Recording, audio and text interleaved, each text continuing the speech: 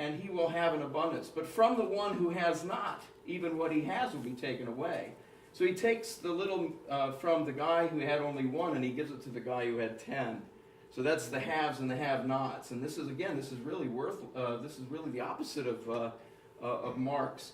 And the social justice warrior is thrown into the outer darkness in the place where there will be weeping and gnashing of teeth. So that's pretty good too. So again, the themes: private property, private ownership of the means of production. And look at this, the legitimacy of trade, of investment, and of profit. Profit is not a dirty word for Jesus. Now, I did want to say these parables are not economics lessons in and of themselves. Christianity is not a philosophy, it's not a system of ethics, but there is a system of ethics that grows out of Christianity. Jesus does use economic terminology to teach us about God, including just in these two parables, just in this brief little look at a couple of parables, we see markets, property, trade, investment, private ownership of the means of production, labor contracts, profit. All of these are normalized in the teachings of Jesus. They're not vilified. So when socialists like to claim Jesus as their own, it's good to remember their track record. This is a picture of a memorial park on the side of a death camp in Yurga, Siberia. So when they like to say that Jesus is a socialist, they sure don't display that in the way they treat the followers of Jesus. Thank you very much.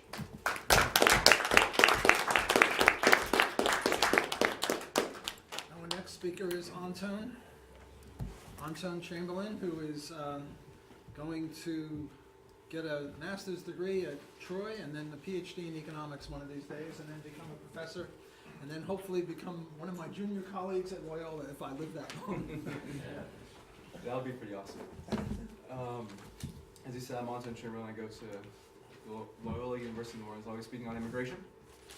So this will be a very brief talk about a paper that I wrote that is in response to Hoppe's paper on immigration, also somewhat of a response to a paper written by Dr. Block on immigration. So the main thing that I want to, so the main thing that I would like to address is the concept of whether taxpayers own public property or not. So my basis for this is a similar argument that Dr. Block put forth in another article where he talks about whether it's legitimate to steal from a thief. So he says that, you know, if A steals, say, a watch from B, then if C takes the watch from the thief, then it's not really stealing. You can only liberate from a thief. So again, A steals a watch from B. If C then steals the watch from A, he does have a more legitimate property claim than the person that stole the watch in the beginning. But he does not have a claim until he acts. Person C cannot sit back and notice the fact that A stole the watch and say, oh, well, then I guess I own that watch because, well, A doesn't own it because he stole it. You can only acquire any type of legitimate ownership claim through action. It's only by C taking the watch does he then have more legitimate claim. So you can't just say that. So having a hypothetically better claim without action does not mean that you have any ownership. So at present, all you really have, because of taxation, and that's the only thing I'm going to be referencing, not anything that has to do with anything else, but through taxation, all you have at present is a monetary claim against the state. It is true that if you were to attempt to liberate some state property, then you would have a better claim than the state to whatever the public property is, because the state, you can't steal from a thief. But that being said, without any action, then you have no ownership claim. And so I would posit then, since you then have no ownership claim over public property, then you don't have the right then to restrict immigration, because even the immigrant would then be in just a viable situation to try and liberate the property from a thief. I would then go on to say that even if the taxpayer did own public property, at best, all this means then is that it would allow for a national referendum on immigration. But even then, since any type of state election or any type of state vote, since it's coercive and you don't voluntarily agree to it, it's not binding anyway. So the only way that this could work would be as if you had unanimity either way for the opposition. Hoppe also talks about this thing that he calls mutuality, So he says that, when you're buying and selling things, you have two willing parties that engage in whatever the transaction is. And he argues that uninvited immigrants, they move or they migrate unilaterally. There's no type of mutual agreement there. But I would then posit that entrepreneurs and business owners, when they start their business, they don't ask consumers for permission first. They enter the market unilaterally, and it's only then do we respond to whether we want them to stay in business or not. So this idea that if there's a unilateral decision being made that's anti-market is spurious, because any entrepreneurial act is unilateral from the position of the business owner. This mutuality concept also, if it's applied logically, should also apply to imported goods. If we don't want any imported goods from China, then any type of protectionist status policy would also then be justifiable, so long as we label them as unwanted, which is a little problematic. So since entrepreneurs act unilaterally, they don't ask for permission. So long as an immigrant isn't violating property rights, then I'm not sure how you can say, from a libertarian point of view, that you can restrict the migration of people who aren't violating anyone's property rights. He also addresses that these unwanted immigrants are being financed because the taxpayers are paying for the roads and schools and all these different things that the immigrants have access to, and so they're being subsidized when they don't want to. But the immigrants, this argument, as Dr. Block pointed out, also should apply to imported goods, because anything that's imported from China, well, the way it got from California to Georgia was from a government road. And so you still haven't, there are logical implications of this type of argument that I doubt would be translated into different parts of the economy. And then it doesn't address the issue of why does this not also apply within the United States? So then would New York be, I'm going to put it this way just because it's smart, would Georgia be justified in wanting to restrict immigration from New York or anything imported from Georgia? Like, would it be acceptable if the Georgia state legislature said we are no longer accepting any importation or any migration from the state of New York? Would that be a legitimate argument as well? Papa also says that this is any type of unwanted immigration is forced integration. This is where I also have a slight disagreement with Professor Block, because he did concede this point to Dr. Hoppe. It's not forced if you don't have any type of property claim to the land that the immigrants are moving on. If you don't own the house next door, well then how is it forced? How is it coercive if an immigrant decides to move in? Likewise, if an immigrant decides to move in and they legitimately buy a restaurant, say, and they open up the restaurant, how is this forced if you don't have the ownership claim? You're not being forced. That's absurd. And likewise, you don't have a right to your culture and to your language, because a right means that other people have an obligation. So if you were to say that you have a right to your culture, you have a right to your language, then that would mean that people around you are obligated to also be a part of that culture. Now, you can definitely, if you want, try and create some type of private homogenous community where you try and maintain a certain culture and language, but you certainly don't have a right to it. You don't have the right to say, no, the person that moves in next door, they can't speak Spanish because I have a right that everyone that lives around me speaks English. There's also so there are a couple more technical economic issues that I'll just speak briefly. It doesn't matter, I don't think, whether you agree with them or not, but so, because they're economic, not libertarian, and focusing more on libertarian arguments. So mooching, it's estimated that immigrants pay $20 to $30 billion more than they take out through any type of state policies, and more than 50% of illegals pay income tax and payroll tax out of a paycheck without receiving any benefits. Mass immigration, you wouldn't see a huge influx because of an application of Hume's price-specie flow. Eventually the wages and the migration would level out between the two countries. I would also posit that voting is not an act of aggression, because you're not giving the state anything more that it hasn't already taken. The state has already assumed and taken as much power as it wants.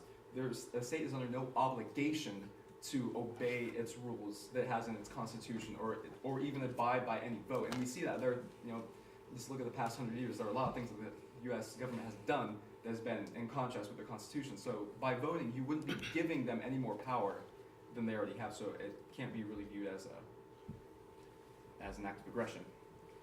But so lastly, what I leave you with is if whether there are side effects or bad things that come about through migration, that they're the result of government interference. They're the result that we don't have private property and everything. So that's what's causing any type of problems that you might see because of immigration. So the solution then isn't more government intervention. That'd be akin to saying we should ban all cars because 35,000 people die annually on government roads. That's not the solution. Is not more government intervention. So since taxpayers at present only have a monetary claim against the state, they don't own any or all of public property, and so then they can't restrict immigration. Thank you.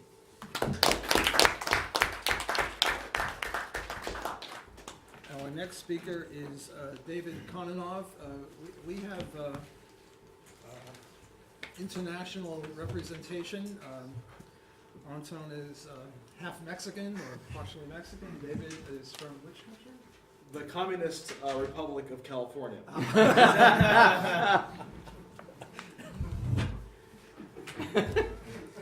Is that true? Go down. Well, to my fellow comrades here, I'm here today to present to you my views on the implications of the propagation of informal economies globally, including domestically here in the United States. And to begin, I would like to quote from Hernando de Soto's book, The Mystery of Capital, in which he writes, "The major stumbling block that keeps the rest of the world from benefiting from capitalism is the inability to produce capital." And he further says that why do they have this inability? Is because this capital, or their savings, which would become capital, are held on homes built and lands without ownership rights that are not properly recorded, in unincorporated businesses with undefined liability, and are located in areas where financiers and investors cannot see them. Now, this is the majority of the world, and we know from an economic standpoint that saving happens, and people would like their saving to become future income for them. So certainly, they have to be doing something with all these resources that they must have, we know a prioristically. So where is it going? We know of many illegal trades where ownership is not recorded, where you don't know who to contact to invest, where you do not incorporate businesses and you do not share risk in an official written down manner, registered in the government bureau. Certainly producing cocaine and heroin is a capital intensive industry. You hear of the trailers blowing up all the time after all. And furthermore, for other things such as smuggling, where you just have to get a boat and take it across, doesn't that require a significant amount of social capital? Isn't there a significant amount of personal connections involved in all of these trades? To which I would like to say that even in supposedly centrally planned economies, Soviet states, North Korea, etc., you actually see that not only is there a thriving market that represents a free market, though, with many guns pointed at it, that is actually allowed by the government to continue, because in places such as North Korea, it is tacitly understood that it is impossible to continue their society without these informal free markets. In fact, even in India, when they tried to demonetize the currency to prevent the creation of the continued use of these informal markets, which was estimated to be as much as 90% of the Indian economy, there was mass hysteria as a result of the demonetization and extreme economic strife. But how do you measure all this? How do you see all this economic activity in the GDP, etc.? And I think that we can clearly say that there is a very large informal economy internationally, and that this has several implications for how we conduct economics and how we perform economic analysis. So my first point is that tethering economic analysis to nation states, tethering it to governments, is actually extremely problematic, because by tethering it to the government, you tacitly assume that the rules of the government will stand. You assume that the people will follow the law, etc. Yet we can see that there's a great deal of activity outside of these laws, and that the borders are not clearly as defined as we would like to say so. For example, between the United States and Mexico, we can say there's a clear border, but how do we talk about South America during the colonial era? It was impossible to say where their borders were. There were expeditions made to try to figure out what a border is, so that there wouldn't be a shooting war going on. And number two is that states cannot ban activity, which is probably not controversial, is that they can only impose and raise transaction costs. And the implication of that is that we need to see entrepreneurs as making a decision of which transaction cost to take the tariff or to take the transaction costs of getting in a boat and taking it across the border illegally. And the further implication is that the trying to distinguish between legitimate and illegitimate business, and to say there is a formal or informal economy at all is a false distinction. Because here in the United States, we assume law-abidingness for most people, yet we can see very frequently in the news reports of corruption at the corporate level, reports of corruption in the governmental level. And we know in my previous examples that very little economic activity in many places is in fact formal or official. And most businessmen in those places have both legal and illegal dealings. So what does it mean to be a legitimate businessman when even if you try to follow the law, many laws are gray? For example, I'm currently studying tax accounting, and in tax law there is this concept of earnings and profits. And this is what you offset against dividends to decide what the tax will be for dividends. Now, how do you define earnings and profits? It is not defined in the tax code. There is a law based on the concept that is never defined anywhere. How can you be a law-abiding citizen with that? How can you follow the rules which were never defined? But by many people, just by filing their taxes, they're already a legitimate businessman. And I think the implication of all this is that aggregation is very flimsy from a theoretical standpoint. Because in any method of aggregation, you have many assumptions like the ones I just discussed. You have many assumptions about people following certain rules or people engaging in certain business practices that are considered upstanding. Yet, we know that this is not true from what we just discussed. If when you measure two GDPs of two countries, you're saying, okay, one country has this GDP, another country has this GDP. But that gross domestic product can only measure the formal aspect of the economy. It can only measure what's done in the open. Yet we know that different economies have different rates of informal transactions. A different portion of the economy is in formal areas than informal areas. So then how can you claim to compare two countries when you're not even comparing two comparable measurements? Because we know that the formal economy in one place is much more than the other, which makes GDP a much weaker form of discussion. And I'd also like to mention Hayek on this, that Hayek very frequently liked to speak of the information problem in the economy. He viewed the price system as an information system. And in Hernando de Soto's original quote, he mentioned how it's very difficult for financiers and investors to find unlisted businesses, illegal businesses. Yet we know that even in the formal economy, it's sometimes difficult to do that. If you talk to any real investor, they're going to be making a lot of phone calls, especially if they're not investing directly in stocks or bonds. And even if they're going to make that investment, they have to make many phone calls, they have to make many connections, they have to make the links with people to be able to make their decisions. So how is information informally so much different formally? It's really not. And so, to close, I'd like to perform some heresy and mention Karl Marx. He said the economists are sycophants of the bourgeoisie. Now, this is nonsense, of course. He was just trying to say, oh no, these guys aren't real, they're just playing around. But I think he has a slight point in which people who are involved in professionally creating information and professionally creating ideas will necessarily, like any other businessman, be slaves, if you will, to the demand. And what we have to realize is that just because we live in a society with a very strong government, just because we live in an area where it is expected that people will do things in the formal and the open, we have to be ready in any type of analysis to say and to talk about how essential people who quote-unquote break the rules really are, and how they touch every part of our analysis, and we need to factor that into our papers, and we need to factor that into our work. Thank you very much. Continuing our international emphasis, we now have Gabriel Fibois from Brazil.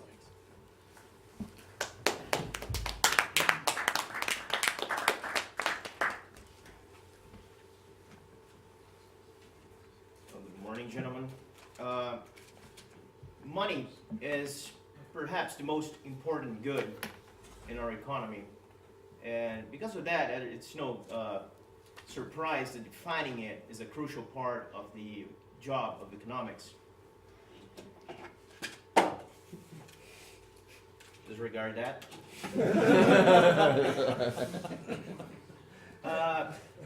The problem with defining money, though, is that we have multiple instances of dealing with money that are not very direct, right? We have money as the physical thing, and that's pretty straightforward.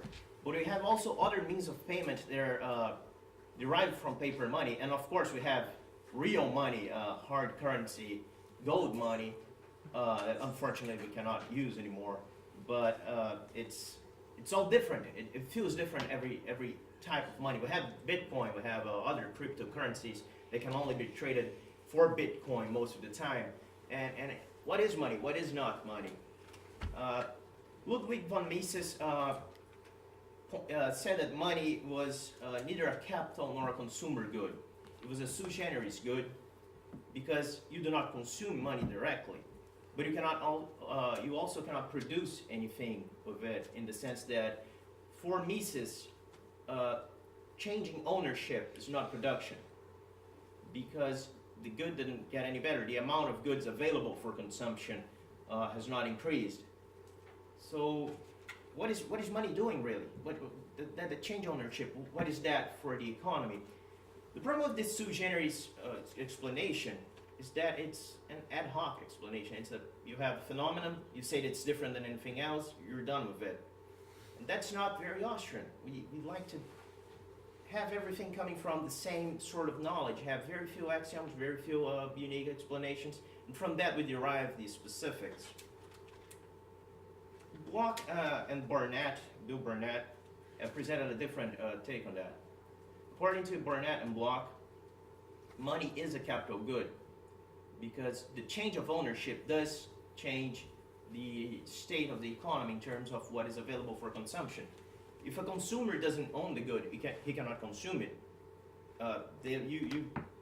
Good on the store or good on the shelves is worthless for you unless you own it. And that change of ownership is affecting the allocation of resources. That is a productive activity.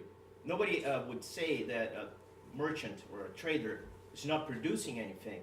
And the means to which he produces that is the use of currency for the change of ownership.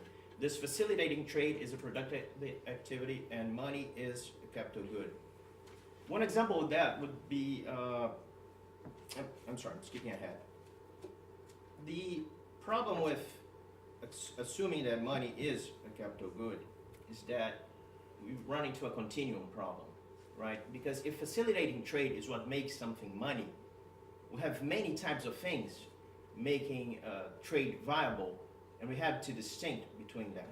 For instance, in a barter situation, we might have money involved, and that defies our general concept that barter is when we're trading directly without the use of money. But if a man's trading chicken for corn, and the guy receiving the corn thinks that he doesn't like corn, maybe he's allergic to corn, I don't know if that's a thing, but he's getting the corn and he wants to trade it for peace. From his mindset, the corn is currency. He's taking the corn and he will buy something else with it. We have another situation, more complex, would be a used car dealer. If you're trading your car, you are bartering, but the dealer is not bartering. He's going to take the car, he's going to trade it for money, and for him, that's money. This is an ephemeral definition of currency, because according to this, something is only money during a transaction. During that brief, almost inexistent amount of time where the transaction takes place, when the ownership is transferred, that good is behaving like money, but not after and not before. That creates a problem when we want to quantify money, or at least, or say, understand what's happening to the supply of money. Because we don't have a supply of money according to that. We just have instances of money occurring.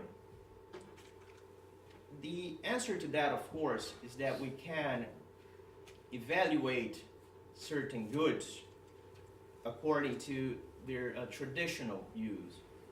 So when we think of capital goods, we might think, for instance, of a tractor. A tractor, when you're trying to quantify capital goods in a certain situation, are we producing capital goods and whatnot? You probably will count a tractor as a capital good. But nothing is stopping someone from buying a tractor and using it for a tractor racing in the weekend. That sounds like a fun weekend. So what we do with that?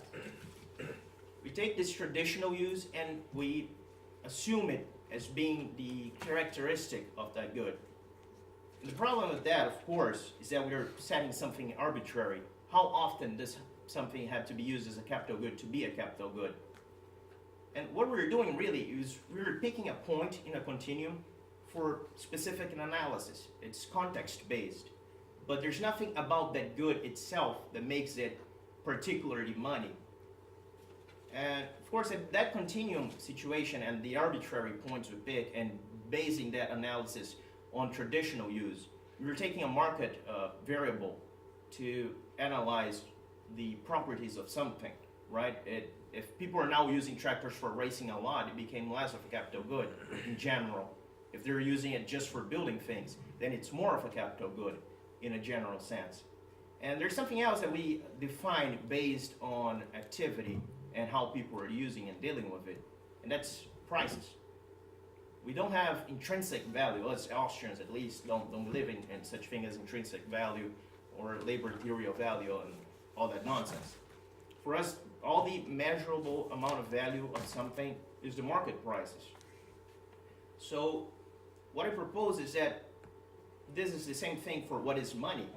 The moneyness of something, or how money-ish, if you will, something is defined by used.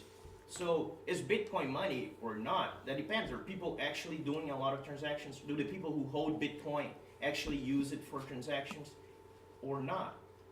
And same thing with paper currency, same thing with fiat currency, same thing with gold. If you're using it for transactions, then the typical behavior of people who hold that good is make transactions happen. It's to use it as a capital good, and thus it is money or it's not money. Thank you very much.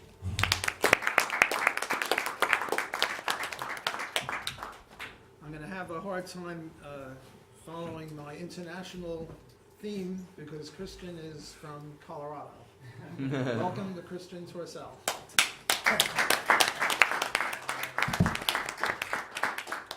So before I really get started, I'm going to ask you to forgive me for staring at my notes for a lot of this. Reason being, I'm discussing Immanuel Kant, and Kant was known for a distinctive, if not idiosyncratic, use of very specific terminology. So at a certain point here, when we really get into Kant in earnest, I will be glued to my iPad. So sorry about that. So the first question would be, why talk about Kant in the first place at an economics conference? And the reason is, in a discussion of Mises of any depth, it's virtually impossible that Kant shouldn't come up because of the similarities in the uses of language between these two thinkers. Any reader familiar with Mises' work will immediately recognize his use of Kantian terms like the synthetic a priori and his discussion of logical categories. So if for no other reason than this linguistic similarity, the relationship between Kant's philosophy and Mises' economic methodology deserves to be addressed. And it has been to some extent in the literature, notably Hans Hermann Hoppe, David Gordon, Barry Smith, and a somewhat more recent paper by Leeson and Betke have addressed this relationship and have come to varying conclusions. Hoppe, for instance, says that praxeology fits into a generally Kantian framework, while Gordon contends that the relationship between the two is merely lexical.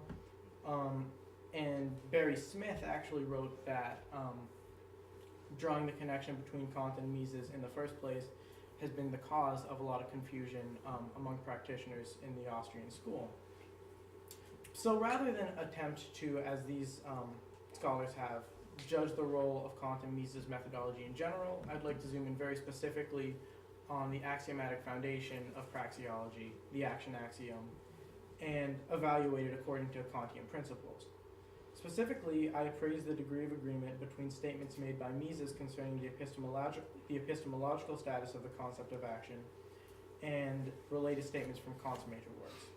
I conclude that Mises' judgment of the epistemological status of the action axiom is inconsistent with Kantian principles. So, here's where we get into Kant, and here's where my eyes leave you. So Kant proposed that things as they are in themselves, noumena, are unknowable. All I can have knowledge of is objects as they appear to me in conscious representation. This is called phenomenal knowledge. And Kant argued that a priori knowledge, therefore, can only be concerned with the way in which the conscious mind represents objects and not in the nature of those objects as they are in themselves. In other words, if knowledge is to be valid independent of actual experience, it must be concerned with the characteristics the mind necessarily imposes on perceived objects. Now, Kant's shift from the perceived to the perceiver was called the Copernican revolution in philosophy, in reference to the shift from geocentrism to heliocentrism in the physical sciences.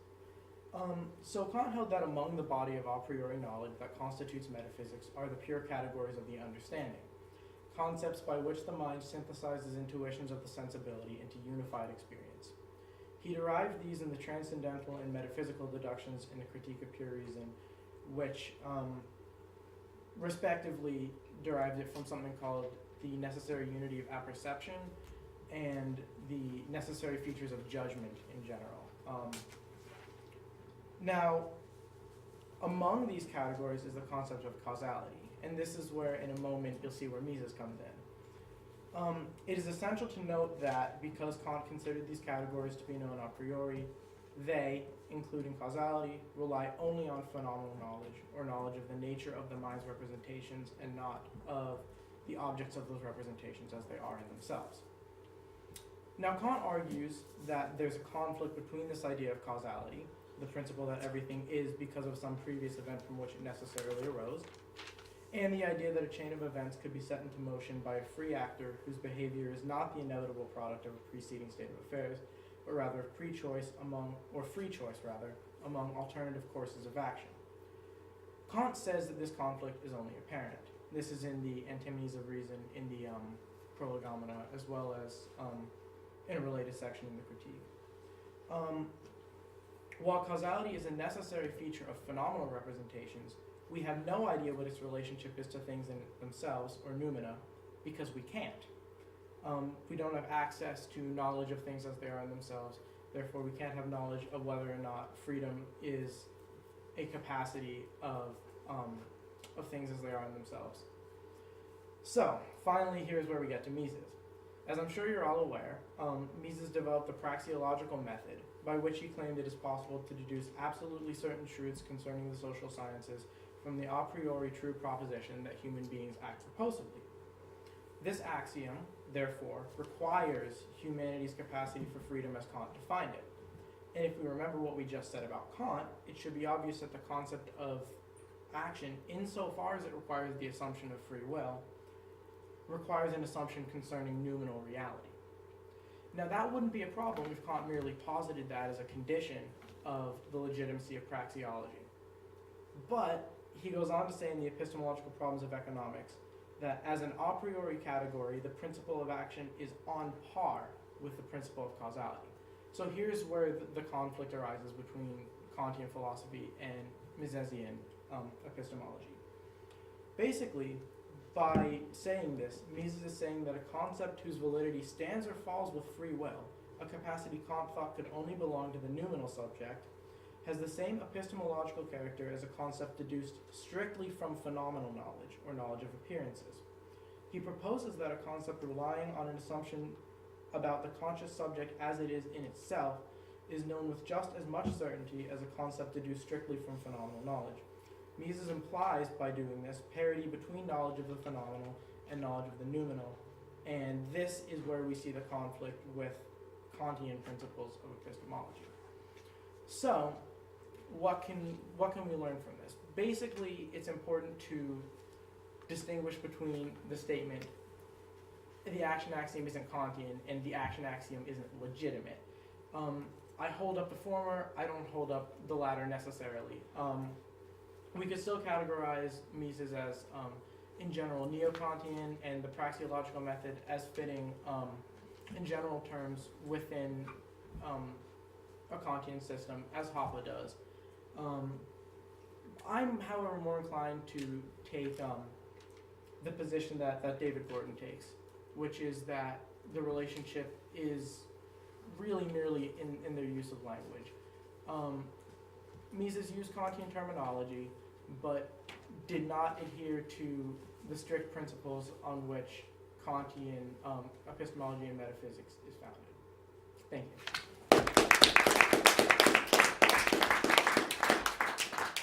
Our next speaker also adheres to the international element of this seminar.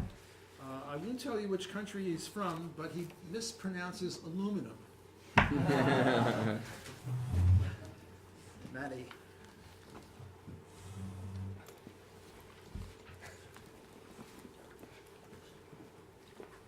Well, in defense, you people mispronounce aluminium. So first of all, I have to apologize. I'm a philosopher by training, but I'm trying to leech my way into economics off Dr. Block's good name. So I'm just going to give a brief presentation of a short little chapter of a much longer paper I wrote, and it's loosely related to economics because the project of economics a lot of the time is descriptive on how things actually happen, but this is a more ethical claim on Harry G. Frankfurt's work on how things should actually happen.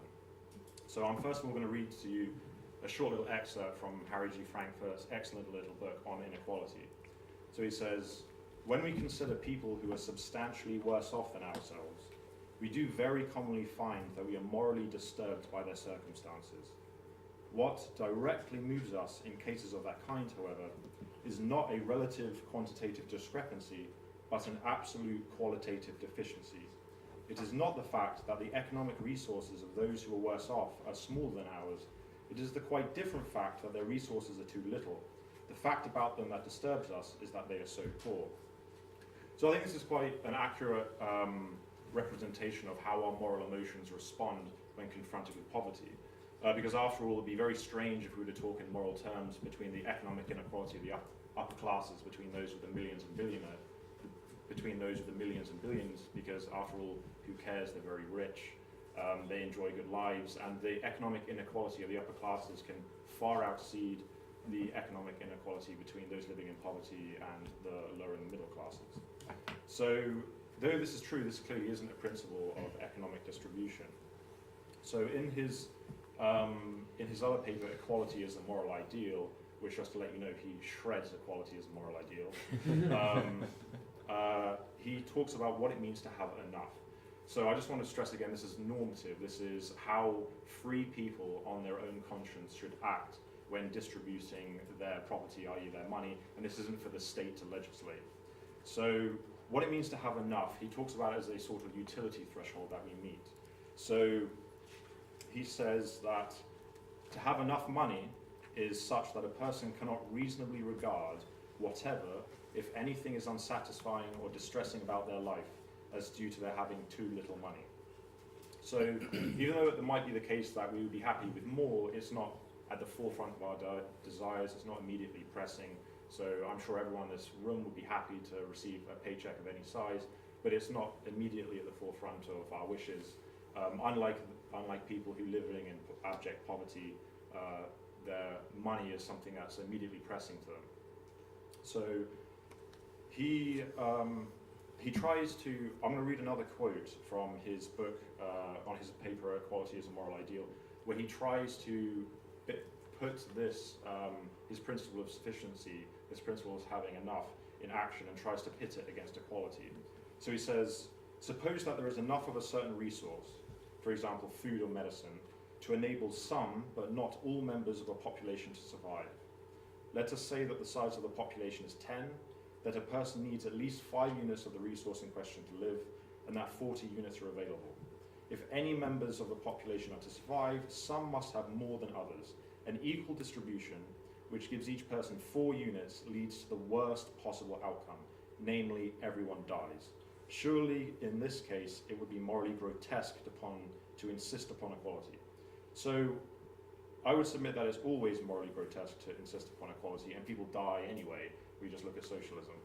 So, but Frankfurt in this example, he actually never goes on to elaborate, but he takes it for granted that his principle of sufficiency would save the maximum number of 8 lives rather than any other number.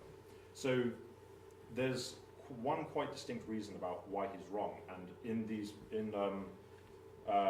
when we're distributing resources between those who are very economically impoverished, his principle of sufficiency won't actually save the maximum number of people we can.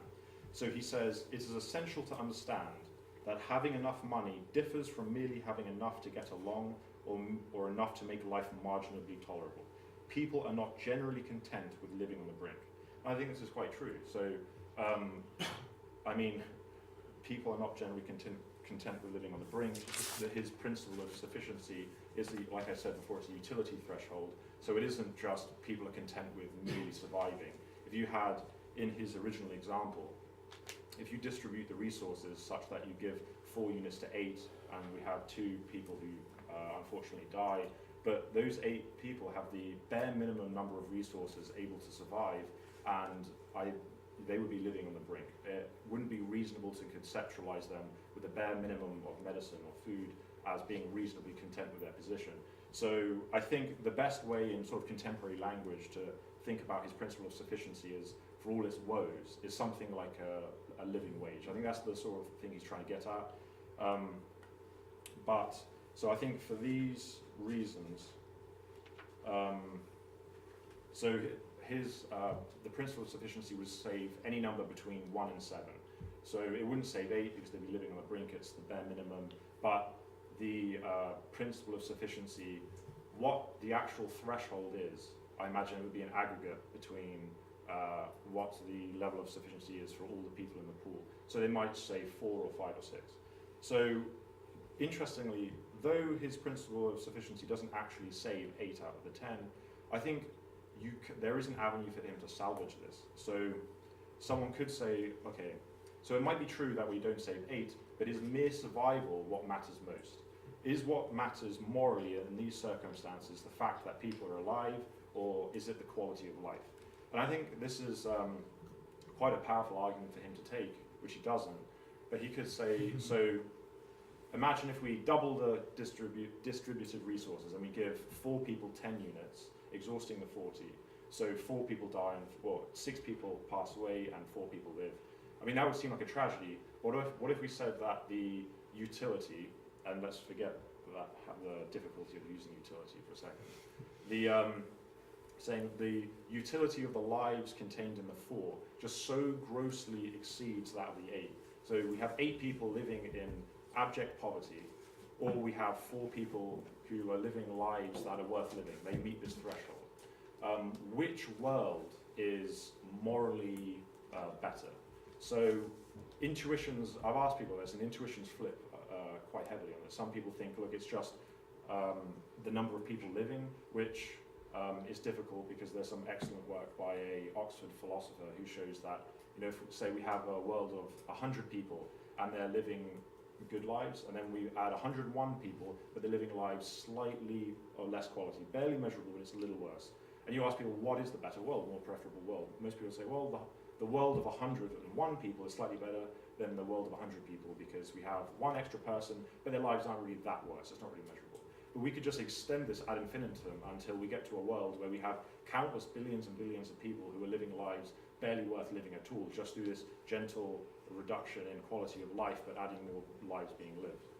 So this is an avenue he doesn't pursue, but I think it's an interesting ramification of his work to suggest that what matters most, I think what he should have argued in his paper is something along the lines of what matters most isn't lives being lived, it's the quality of the life being lived. And then that actually bolsters up his principle of sufficiency as a utility threshold. That's the end of my presentation. Thank you very much.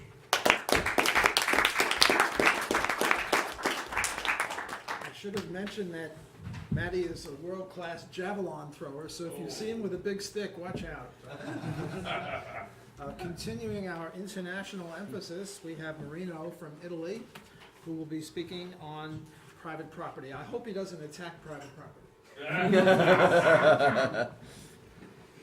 Okay, thank you very much. My talk will focus on ethics of private property rights. More specifically, I will make the case for a regime largely based upon private property rights, a regime in which private property rights play a major role. I will focus solely on private property rights over tangible goods, for example, housing and land. I will not mention private property rights over intellectual property rights. And although my normative views on the matter are expressed, for example, in Michele Boldrin Excellent Against Intellectual Monopoly or Stefan Kinsella Against Intellectual Property. My argument is based on two basic principles of microeconomics and two moral principles derived from common sense morality. The first economic principle of my argument is basically the human action, that humans have goals and try to achieve them. And in other words, individuals behave purposefully, and Ludwig von Mises, in his Human Action, called this purposeful behavior action. And for example, according to Murray Rothbard and Sermon Hoppe, this human action is undisputably true, and the denial of which implies a performative contradiction. The second principle states basically that if it is the case that individuals have goals and try to achieve them, then it should be morally right to give individuals the possibility to pursue their peaceful project. And the second principle is basically microeconomic and states that individuals are instrumentally rational. That is, they tend to choose the best means to achieve their goals given the information they have. As Friedrich Hayek pointed out in, for example, the use of knowledge in society or economics or knowledge, this information could be private, could be tacit, or could be contradictory, or even false. And moreover, individuals could be guided by false beliefs and biases of various types, and for example, behavioral economics provide empirical claim of this fact. But nonetheless, an action based upon false information is ex ante no less rational than an action based upon complete information, provided that complete information exists in reality, and I do not think this is the case. As Ludwig von Mises put it, it is a fact that human reason is not infallible, and that man very often errs in selecting and applying means. An action unsuited to the end sought falls short of expectation. It is contrary to purpose, but it is rational. That is the outcome of a reasonable, although faulty deliberation, and an attempt, although an ineffectual attempt, to attain a definite goal. I will now deal with the two commonsensical moral principles that my argument uses. First, I assume as true the so-called principle of non-aggression, which states that other things being equal, individuals should not aggress one another. Aggression is understood in broad terms, and it includes, but it's not limited to, for example, murder, theft, kidnap, and other forms of physical coercion. In our daily lives, in most cases, I claim that we intuitively accept the non-aggression principle. Suppose, for example, that a killer murders an innocent man. We tend to regard the killer as a morally repugnant person. And the same story goes, for example, for thieves, kidnappers. And an exception could be made for government agents that we do not intuitively regard as criminals, even if they are so in most cases. We have both theoretical and empirical proof of that. And for more information, look, for example, at the excellent book of Michael Wilmer on the political authority. Second, I assume as true the so-called principle of goal pursuit, which states that, as I said before, given that individuals have goals and try to achieve them, individuals should have the possibility to pursue their goals. Suppose, for example, that Tom has the goal of setting up a cleaning company. According to the goal pursuit principles, he should have the possibility to do so. And so I claim that, as in the case of the non-aggression principles, apart from certain situations, in our daily lives, we take for granted the goal pursuit principle. We intuitively accept it. We see many people pursuing their own goals, and we basically do not find anything wrong in it. That we tend to have the intuition that they should pursue their goals if they do not aggress anyone, basically. In a nutshell, the goal pursuit principles captures the intuition that, in David Friedman's word, people should be permitted to run their lives as they wish. Unfortunately, the goal pursuit principles tells us nothing about non-peaceful goals. Suppose, for example, that Matt has the goal to murder his ex-wife, Sophie. But what about it? Simply we have the intuition that aggression is basically morally wrong, and the non-aggression principles captures this intuition fairly well. Now I will go to the argument per se, and my argument is that if the goal pursuit principle is true, namely if that individual should have the possibility to pursue their goals, then these individuals should have property rights over their own body and over tangible goods, should have a possibility to acquire property rights over tangible goods. In other words, the necessary condition for individuals to pursue their goals is to have property rights over their own body and over tangible goods. To see why, suppose that Frank's goal is to build a house. Frank can pursue his goal only if he is a self-owner. That is, if he has property rights over his own body. In fact, this is pretty difficult to imagine Frank building his house unless he's not free to use his body as he thinks fit. Moreover, Frank can build his house only if he's free, only if he has the possibility to exchange or acquire private property over tangible goods. There is a great debate on initial appropriation, original appropriation over private property in the libertarian literature. Okay, and I will just mention, for example, David Schmidt's The Robert Donja Locke on the matter. So my argument is that, therefore, if Frank should have the possibility to build this house, he ought to have property rights over his own body and over tangible goods. But by definition, since the goal pursuit principle is true, Frank should have the possibility to build this house. Accordingly, he should be a self-owner and should have the possibility to acquire private property over tangible goods. This line of reasoning could be extended over every actor that pursues non-peaceful goals, and is basically a form of modus ponens. It is basically a logical argument. To conclude, I need to make one last point clear. In case one has no tangible goods apart from his own body, it does not follow, and it would be a non sequitur to admit it, that is justified in forcing others to give him the part of their own property. That is to aggress them. On the contrary, he could sell his own labor at mutually agreeable terms and start to accumulate wealth. And this is precisely the difference between political means and economical means to accumulate wealth. Political means being based upon violence and coercion, and economical means being based upon free exchange and peace, as Franz Oppenheimer and Murray Rothbard pointed out. Thank you very much.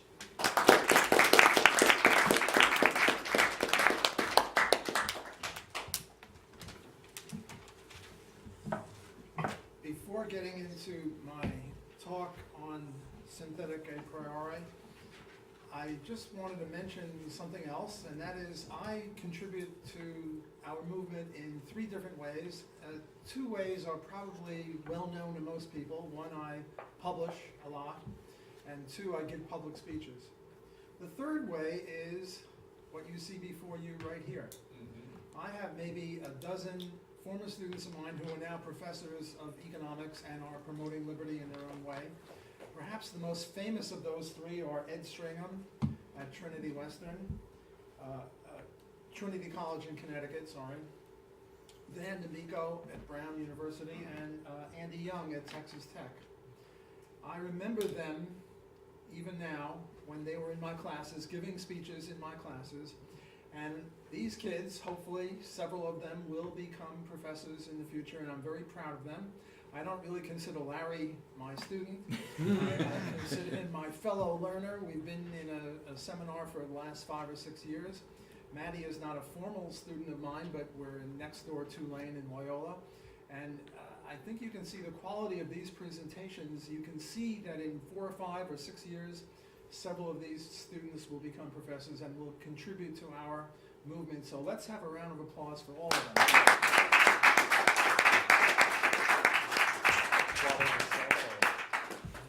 I'm sorry? He's applauding himself. Oh. Vanity. It's No, vanity. I'm applauding y'all. Y'all are great. Bill Barnett and I, co-authors, colleagues, we sometimes say to each other, we don't get much accomplished around here, but at least we have fun. And the movement should be fun. We're supposed to have fun in our careers. Promoting liberty should be fun. Okay, let me talk a little bit about my formal topic, the synthetic a priori. The synthetic a priori has been mentioned a little bit before by Chris, talking about Immanuel Kant, is a statement which is apodictically necessarily true, undeniable, and yet tells something about the world. For example, man acts. Well, it's hard to dispute that because in the very act of disputing it, you're acting. So, another one would be that whenever voluntary trade takes place, there's mutual benefit in the ex ante sense. I bought this watch for 20 bucks.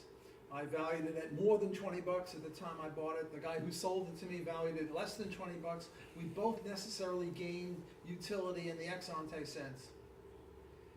Now, these are not really trivial points. These are important points in economics, and yet we are roundly condemned by our colleagues in the mainstream for being cultish or religious, and they don't mean religion here in a positive way, because they are logical positivists, they believe in only empirical reality, and they see us as weird and exotic and to be rejected. And my claim is that if you scratch a good mainstream economist, you're going to find a cultist Austrian. Let me give you a few examples. Gary Becker, who won a Nobel Prize in economics, was my dissertation advisor at Columbia. And a more empirical economist, a less Austrian, it would be hard for you to find. And yet, I was doing my dissertation on rent control, and my independent variable was how many years did a city have rent control, and I was holding constant everything else I could think of, and my thesis was the more rent control, the worse housing would be, holding income constant, holding weather constant, holding a black-white dummy variable constant, holding anything I could think of constant. And I did many different econometric regression equations. And in most of them, not only did I get the right sign for my rent control variable, namely the more rent control, the worse housing, so a negative sign, but it was statistically significant. However, every once in a rare while, I would get the wrong sign that would be statistically significant, and I'd show it to Gary, and he was too polite to say this, but this is what he meant was, Block, you moron, go out and do it again till you get it right. So what was testing what? Was my stupid econometric equations testing the apodictic necessary conclusion that other things equal, ceteris paribus, the more rent control you have, the worse housing will be? Or was it the other way around? Namely, that the synthetic a priori about rent control was testing my theory. So Gary Becker exhibited himself as a good economist. He knew what was right. He didn't go bragging around to his buddies, well, I've got this young student. Blah. It's hard to see me as young, but at one time I was the enfant terrible. I don't know what happened. Now all of a sudden I'm the old duffer. I think I'm the oldest person in this whole kit and caboodle. I'm 76. I don't know if anyone's older than me. Amazing. Gary Becker should have said, I've got this young student Block who's going to turn everything we know about rent control upside down. He didn't say anything like that. He was very sensible. Namely, he was a praxeologist. He wouldn't admit it, but he was in that sense. Now, this doesn't mean that we are only praxeologists. We're also economists, and there are certain empirical issues that are not praxeological. For example, if the price of bananas goes up by 10%, we know that fewer bananas will be bought, other things equal, but we don't know by how much. And if you're interested in that, an empirical equation is fine. So we're not per se against statistics or empirical work. It's just that, and even we can do rent control and minimum wage and stuff like that. It's just that we're illustrating, we're not testing the insight, the praxeological insight. I once got into a debate with Brian Kaplan over this. When you have voluntary trade, you necessarily gain in the ex ante sense, and he wouldn't buy that. At least he was logically consistent with his crazy empiricism. So he's not a good economist, because I'm defining a good neoclassical economist as somebody who, if you scratch, will get out of the closet as an Austrian. He wouldn't. He's bitterly opposed to Austrian economics, and he was consistent with that insight. The next one is the dead weight loss of monopoly. Now, I'm not going to be drawing a diagram. I don't have anything to draw with, but they have this view that there's a dead weight loss of monopoly, and by monopoly, it's very difficult to understand what they mean because the whole thing is nonsensical. What they mean is a concentration ratio. But the point is, how do you define an industry? If you define an industry very narrowly, then you get a lot of monopoly, and if you define it very widely, the concentration ratios are very low. So the whole thing is sort of weird from the neck up. But they have this dead weight loss. Now, God bless Milton Friedman. He says we shouldn't always have antitrust when we have a dead weight loss of monopoly because of high concentration ratios, because there are costs of pursuing antitrust legislation and antitrust lawsuits. And if the dead weight loss is bigger, then we go ahead. But if the dead weight loss is smaller, the triangle, Roger mentioned the triangle, we have a dead weight loss triangle also in micro, well, then we shouldn't pursue it. Of course, this is a full employment bill for economists measuring the dead weight loss. Ben Klein was my college roommate, a famous, semi-famous economist from UCLA, and he started out in money, and he told me one day, there's no money in money. and Mises once said to his wife, I will be discussing money, but I'll never have much of it. Where is the money? The money is in antitrust. Being an expert witness, you make $500 an hour being an expert witness in these cases. The mainstream people have as a praxeological necessity that there's the dead weight loss.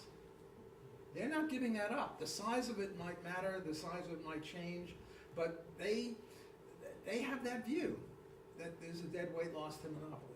Another one is public goods. There are public goods. We don't have to do any empirical analysis there all of a sudden.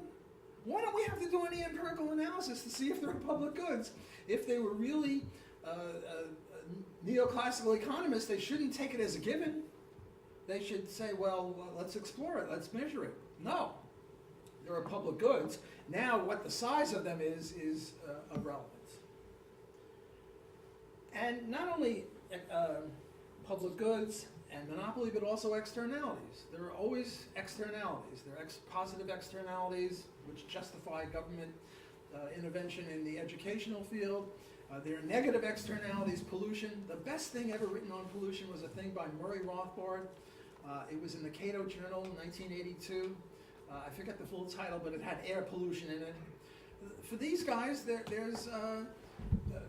this is a necessary apodictic insight that they have that there's externality market failure. I've mentioned the three big market failures, and that is monopoly, externalities, and public goods. But every market failure, you ask them about a market failure, of course there are market failures, and there's no evidence for it. If they were consistent with their views, they would now say, well, is it a market failure or isn't it? But pretty much it is. I once had nothing to write about one summer. That's unusual for me because I always have more stuff to write about than I can write about. And I got a whole bunch of American economic reviews, maybe they're big things, so I got about a dozen of them. And I started thumbing through them, and my assessment of the AER is mathematics for the sake of mathematics and market failures.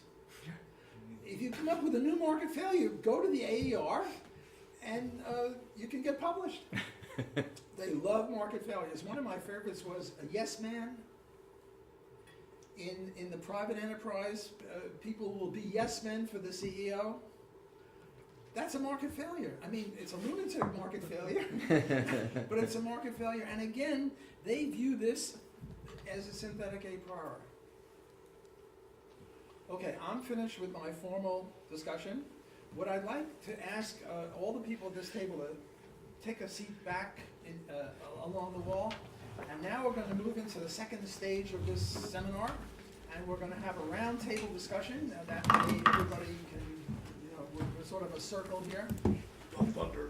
And I call upon people, the problem that Roger Garrison made with his talk this morning was he didn't give people enough time to come up with something to say.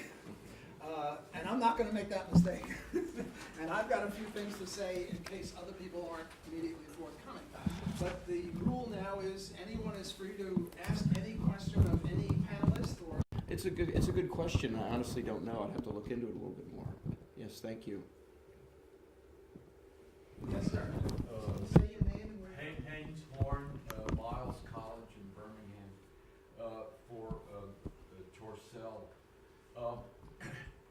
I've been listening for several years. I've been involved at the conferences for any remarks about Kant. And inevitably, the strangest thing happens, that is, people whose entire edifice is built on subjective value are stuck with the critique. How does this happen? If subjective value is a core principle for Austrians, shouldn't we be looking in the third tradition? So when are you going to present to us? Yeah, I think, yeah, if we're going to be addressing value theory, yes, I agree. And indeed, I think that the critique of practical reason and judgment would be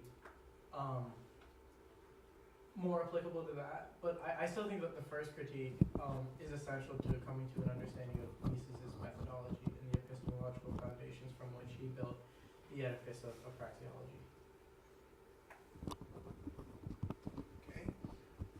Another comment or question, please feel free. The panelists are also free to ask questions of each other. Seeing nobody coming forth, I will offer one. And that is, I want to talk a little bit about Anton and immigration. He and I are only 99% overlapping. I have children, I have grandchildren. I don't much like truck fugees, and the joke is somebody called a suicide hotline in Pakistan and they said, "Can you drive a truck?" I don't much like truck fugees and rape fugees. They go to Sweden, they go to Germany, they're raping all sorts of women because they're not wearing hay doors, and in their culture, if you're not dressed like, that, you're asking for it. I don't much like the idea of a trillion Martians coming into the country. It's true, I don't own the culture and I don't own the language, but still I don't much like it. So I'm not really pro-immigration, but I'm much more pro-libertarian than I am anti-immigration. And I ask, if somebody from Mars or, Africa or India comes to the middle of Alaska or the middle of Wyoming in the Rocky Mountains and starts homesteading, did he violate rights? And the answer is he didn't. Now, what Hans says and what Murray says and what all these libertarians who are anti-immigration is, yes, he did violate rights because that land is owned by the U.S. government, in effect. And I say, what? An anarchist relying on government ownership of land in the middle of Wyoming or Alaska? No. I mean, we have a very strict view about homesteading virgin territory, which we get from John Locke, which we get from Murray Rothbard, which we get from Hans Hoppe, and all of a sudden, when immigration is being discussed, we forget about that? No. So my view is, I want to have my cake and eat it. I want to adhere to libertarianism, and I don't want to be overrun by hordes of immigrants. So my solution to the problem is privatize every square inch of Alaska, privatize every square inch of the Rocky Mountains in Colorado or in Wyoming, and now if they come, they're trespassing. Now it's true, you got a lot of submarginal land in there. The reason we're not homesteading is, who wants to homestead the steppes of Alaska? But if you're worried about it, and I am worried about it, and I would give money to an institution that said, hey, let's homestead everything so we can keep the immigrants out. And that way we can have our cake and eat it. So I'm just sort of elaborating on a point that Anton raised, that Hans is taking look, I revere Hans. I think he is one of the most creative economists and libertarian theorists, not of the present day, but of any day, of every day, of all of history. He is magnificent. But I disagree with him on this one issue. So would you like to respond to that, Anton? Which part? Yeah.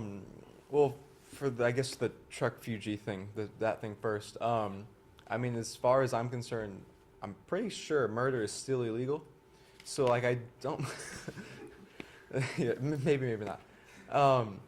So I'm not sure why this has to be an immigrant issue. Because I mean, why should it be treated any different than if a citizen of the United States decided to drive a truck through a group of people? Why? I'm not sure why that has to be. Why one is acceptable and like, oh, you okay, just murder, but you're an immigrant, so anyone that comes from your country, we can't bring you. That also seems to be violating libertarian principle in that we're punishing other people for the crimes of someone else. So I'm not sure how that is consistent. But I also would agree, yeah, obviously the solution is to privatize everything. I'm not sure there's hardly anyone in this room that would disagree that that's the proper thing that should be done. But when we have to discuss, given a state, what's the proper way to go? I agree that why is it that for whatever reason, in this instance, we want to increase state power when it's government that's created issues to begin with? Because even if we do grant that there are issues, that could come about through an open border policy, which there very well could be. That's not meaning we should therefore have a state to try and get involved here. That means the solution is always less government intervention. I'd like to just put out my opinion here because that's one subject that we are sort of diverse in our New Orleans libertarian community. And that's one of the points. There are not many of those, but this is one of the points where I strongly disagree with Professor Block and also Anton. And my argument is, if a criminal punches you and gets you unconscious, he's a very strong guy, a heavyweight champion, right? You fall, you're unconscious. He throws you in a lake. You're gonna drown. But then he does another act of aggression. He kicks you out of the lake. Kicking someone who's unconscious, that's aggression, but it saves you from drowning. He did something wrong, but the net effect is that after all his acts of aggression, the net effect of his aggression was a smaller aggression on you than he had done in the middle of the series of actions, right? So was it more wrong for him to kick you in the end than it was for him to just throw you in the lake? I would argue that not. And that ties to immigration in the sense that all government activity is aggression upon the people who live in a country. And one of the consequences of that aggression is that it makes us unable to defend ourselves in terms of letting who we interact with and protecting ourselves and establishing public, when I say public, it's not governmental sense, it's public in the sense that it's freely accessible and communitary means of security enforcement and private production of security, right? Because of that, we are susceptible to any sort of raiding and attack.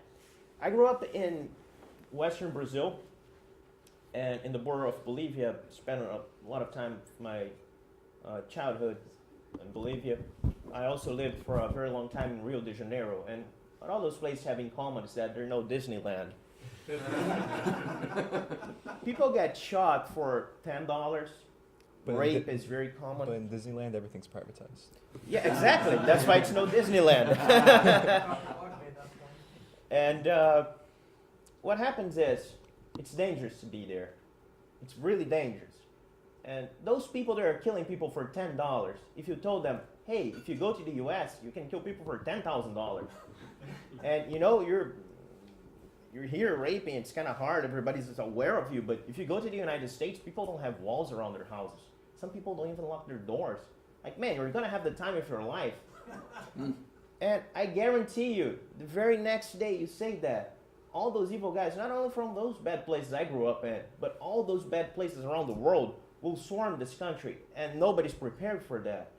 So, yes, keeping people out in general is an act of aggression, but it's mitigating the previous act of aggression of making us all exposed and fragile.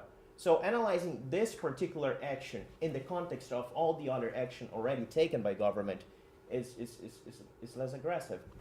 Let me stop you now. The guy in the white jacket, what's your name? TJ Roberts from Transylvania University. I think there's actually 2 points that are generally being missed in the immigration debate that are incredibly important. I think one of them, especially now, is that of decentralization. One point that you made, Anton, is regarding about Alabama restricting movement into Georgia, or the other way around. And I would maintain that that is a better condition than, say, America having full control over this entire landmass as well. I forget which Mises Weekends it was on that, but Jeff Dice did elaborate on that one of the better solutions would be to decentralize this as much as possible to where we have more local sovereignty in that context. But also another thing that I think is incredibly important, and Walter, you influenced me on this big time, was that of discrimination as well. Because one of the first features of why we get into forced assimilation, which is sort of one of the things I do take issue with in this regard, that you made the statement that this wouldn't be forced assimilation, is that we have such anti-discrimination laws, especially since the Civil Rights Act of 1964, to where landlords cannot exclude an individual for subjective reasons. You have employment discrimination as well. The list goes on, and with that in mind, whenever we have an open system of immigration, which is generally speaking what we have right now, it's fairly easy to get in. There are some restrictions, but I would say it's generally a fairly free form of immigration that we have in America and Western Europe. We wind up with that tragedy that comes in the context of course, we do not own the culture, but we do have the right to defend the culture within our private property, is what I would maintain. But because of the state intervention and discrimination, we have that lack thereof now. And therefore, we do have that problem to address, which is that of forced assimilation. I'm an egalitarian. I like to let everyone in, so other people, please feel free to come in. I have Yes, one sir. comment. My name is Brady Ambrose. I'm an engineer for Mr. Luddy, his company. So economics isn't my background in any way, shape, or form. But I grew up in the Western United States in a very rural area where the view of public lands is that they're not owned by the government, they're owned by the individuals of the community in the area you're at. In which case, when looking at immigration, it's up to the individuals of the community to decide what and where, and that kind of goes back into the sovereignty of the local area. And it also, in your discussion about keeping out the bad, if you open the borders, they would keep out the bad. I mean, it sounds kind of Wild West, but everyone has guns in their home, and the bad wouldn't come around because there's a natural community barrier in the area. So if you're not from that area, it's hard to envision that, especially here on the East Coast where public lands are viewed as federal lands, not individual lands. But everyone out there feels they have a right to protect those lands, and it's part of the equation. Now, I agree on the fundamental principle that privatization is the proper solution, but in the context of where we are today, that's a more workable solution, is the rights being put back to the state level, the county level, and community level rights. Other comments on any of the papers that have been presented? It doesn't have to be immigration.